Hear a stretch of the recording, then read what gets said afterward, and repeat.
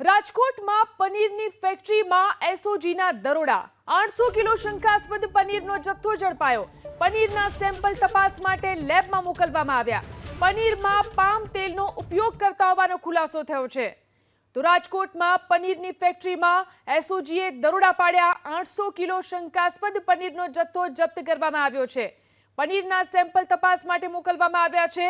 આ પનીરની અંદર પામ તેલનો ઉપયોગ થતા હોવાનો ખુલાસો થયો છે।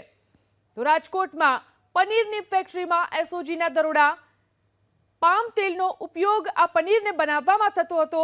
એસઓજીએ કાર્યવાહી કરી છે। પનીરની ફેક્ટરીમાં એસઓજીએ દરોડાની કાર્યવાહી કરી અને 800 કિલો શંકાસ્પદ પનીરનો જથ્થો ઝડપી લેવામાં આવ્યો છે।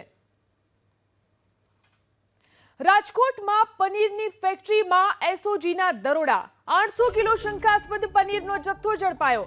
પનીરના સેમ્પલ તપાસ માટે લેબમાં મોકલવામાં આવ્યા। પનીરમાં પામ તેલનો ઉપયોગ કરતા હોવાનો ખુલાસો થયો છે।